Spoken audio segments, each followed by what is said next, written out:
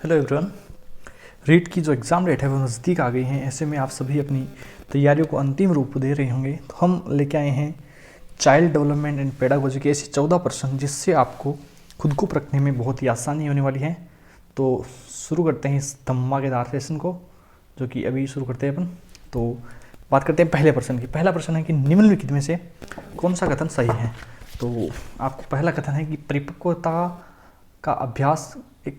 एक अभ्यास का महत्व है। तो ये बिल्कुल गलत कथन है, ऐसा नहीं होता है। परिपक्वता एक शारीरिक प्रक्रिया है, बिल्कुल सही बात है। तो अपना ये कथन बिल्कुल सही है कि परिपक्वता एक शारीरिक प्रक्रिया है, क्योंकि ये तीसरा जो कथन है परिपक्वता मृत्यु तक जा रही थी, ये भी गलत है। और फोर्थ जो कथन है परिपक्वता में केवल मात्रात्मक परिवर्तन होता है, ये भी बहुत ही गलत स्टेटमेंट है। तो बढ़ते अपने नेक्स्ट स्टेटमेंट की तरफ से। तो ये बोल रहा है, यदि कार ड्राइविंग सीखने के दौरान किसी व्यक्ति को स्कूटर चलाने के लिए अपने पिछले अनुभव से मदद मिल रही है, तो यह किस प्रकार का लर्निंग ट्रांसफर किस प्रकार का है। तो यह एक प्रकार से सकारात्मक होता है, सकारात्मक स्थानांतरण इसे बोल सकते हैं अपन। तो फोर्थ ये सही होगा। जैसे कि अगर किसी ने अपने पुराने अनुभवों से कुछ नई चीज़ सीखी है तो सकारात्मक यानी पॉजिटिव ट्रांसफ़र है। और अगर किसी ने अपने पुराने अनुभव से कुछ चीज़ का उसमें अगर नुकसान हुआ है तो नकारात्मक हुआ। और ये जो एक तीसरा होता है जीरो ट्रांसफर बोलते हैं, जिसका अगर पिछले प्रभाव या पिछली जो भी उसने चीज़ सीखी है उसका अगर उस पर कोई प्रभाव नहीं पड़ रहा तो उसे बोलते हैं जीरो ट्रांसफर। ठीक है भाई, अगला प्रश्न की तरफ बढ़ते हैं।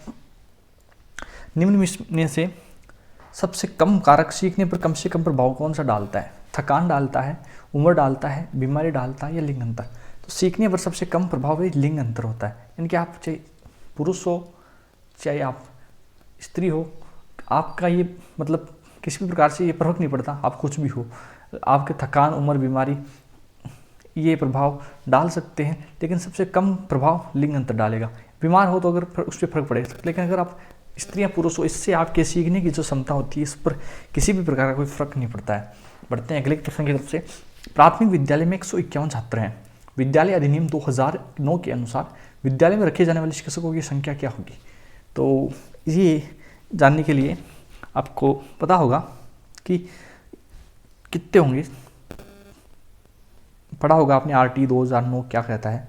RT 2009 के अनुसार क्या होता है कि 6 से 14 वर्ष के जो बालक होते हैं या बालिका, उनको मुफ्त में शिक्षा का अधिकार है, यानी कि उनको किसी भी हालत में शिक्षा दी जाएगी, आप उसे मना नहीं कर सकते।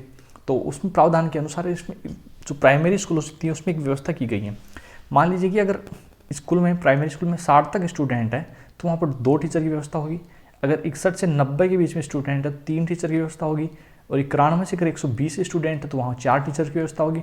अगर स्टूडेंट की संख्या 121 से 200 के बीच में है तो 5 टीचर प्लस 1 हेड टीचर की यहाँ पर व्यवस्था की जाएगी। तो अगर 200 से अगर ऊपर स्टूडेंट है तो वहाँ कितने हो गए, 200 से ऊपर होने पर 40 स्टूडेंट पर 1 टीचर होगा और 1 हेड टीचर एक्स्ट्रा होगा। तो अपना प्रश्न क्या बोल रहा है, अपना प्रश्न बोल रहा है 151 छात्र है। तो ये कौन सी श्रेणी में आ रहा है, ये आ रहा है यहाँ पे 121 से 200 के बीच में है तो 5 टीचर होंगे और 1 हेड टीचर होगा। तो अपना फोर्थ ऑप्शन इसका सही है। नेक्स्ट बढ़ते हैं अगले क्वेश्चन की तरफ। यदि कोई शिक्षक छात्र की प्रत्येक गतिविधि को देखने के बाद प्रत्येक अवलोकन द्वारा छात्र का आकलन करता है तो उसे क्या कहा जाता है। वस्तुनिष्ठ परीक्षण नहीं बोला जाता। प्रदर्शन परीक्षण, बिल्कुल प्रदर्शन परीक्षण। अगर कोई टीचर किसी बालक को देखता है, उसकी मतलब गतिविधियों को देखकर उसके बारे में कोई या फिर जो भी एविडेंस हो उसके बारे में इकट्ठा करके किसी डिसीजन पर पहुंचता है तो उसे प्रदर्शन परीक्षण कहते हैं। ठीक है भाई, अगले प्रश्न की तरफ बढ़ते हैं। निम्नलिखित में से कौन एक बच्चे के सामाजिक विकास को प्रभावित करने वाला व्यक्तिगत कारक नहीं है। एक बच्चे के सामाजिक विकास को प्रभावित करने वाले व्यक्तिगत कारक कौन से होते हैं, जैसे कि उसका स्वास्थ्य हो गया, ठीक है, उसके इमोशंस यानी कि उसकी भावनाएं हो गई, उसका इंटेलिजेंस कितना है, और तो ये जो कुछ कारक होते हैं वो उसके व्यक्तिगत कारक होते हैं। लेकिन जो उसका मित्र समूह होता है वो उसका व्यक्तिगत कारक नहीं होता है। ये तो बल्कि उसको सामाजिक रूप से बताते हैं कि आपको किस प्रकार से समाज में व्यवहार करना है। तो ये इसका राइट आंसर हो जाएगा। ठीक है, बढ़ते हैं अगले क्वेश्चन की तरफ। ये बोल रहा है कि संज्ञानात्मक क्षमता जो प्री ऑपरेशनल अवधि में आती है वह है, पहला है सार सोच के लिए क्षमता, बिल्कुल नहीं है ये। थर्ड है काल्पनिक सोच, ये भी नहीं है। और अन्य दृष्टिकोण लेने की क्षमता बिल्कुल भी नहीं है। प्री ओपनेशनल स्टेज क्या होती है भाई, 2 से 7 वर्ष का जो स्टेज होती है ना बालक के जन्म के बाद में, उसे बोलते हैं अपन प्री ऑपरेशनल स्टेज, यानी कि प्री ऑपरेशनल अवधि। तो उसमें क्या होता है कि लक्ष्य निर्धारित व्यवहार की क्षमता होती है ना, वो उस बालक में उसी प्रकार से आ सकती है, तो ये इसको हम इसमें कंसिडर कर सकते हैं। तो ये हो गया इसका सही आंसर।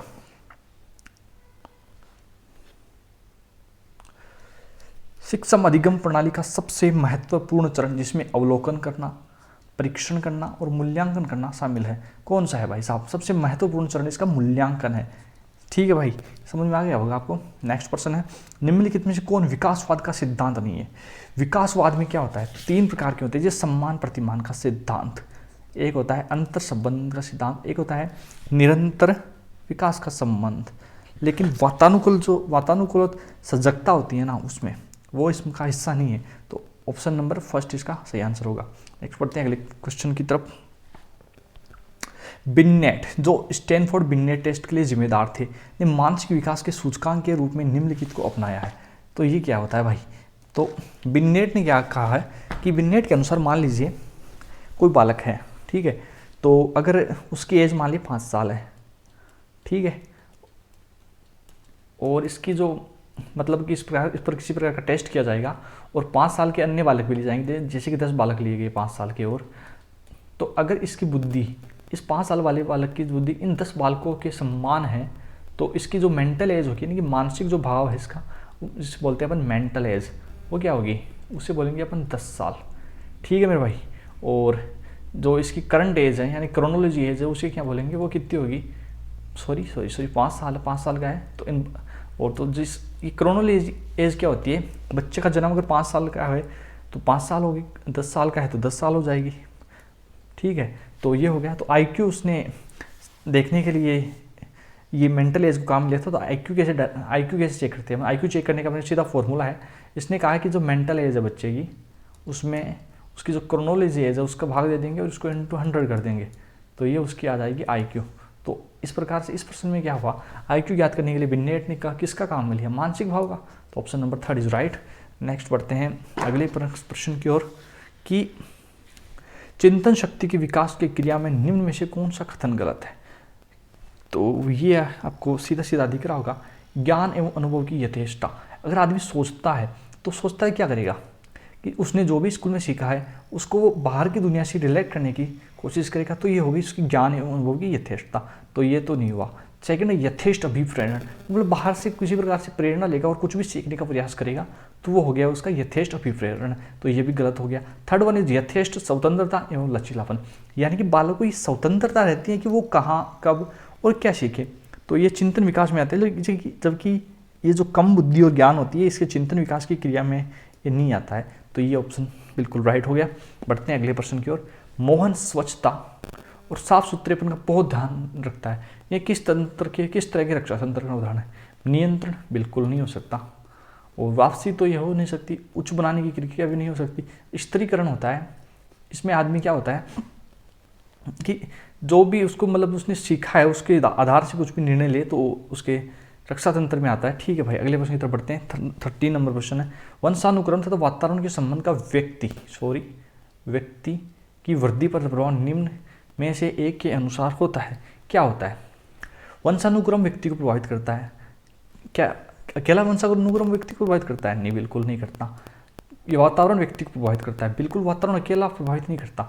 बच्चे को प्रभावित क्या करते हैं? हम बच्चे की प्रोग्रेस किससे देखते हैं कि 5 साल बाद में बच्चे के बाल कैसे हो गए, उसका रंग कैसा है, और वो कितना बड़ा है, उसकी हाइट कैसी कितनी बड़ी, तो ये सब ना उसके एक तो वंश से प्रभाव पड़ता है। अगर उसके पिता और माता दोनों में से एक भी लंबा है तो बालक 100% है कि वो लंबा ही होगा।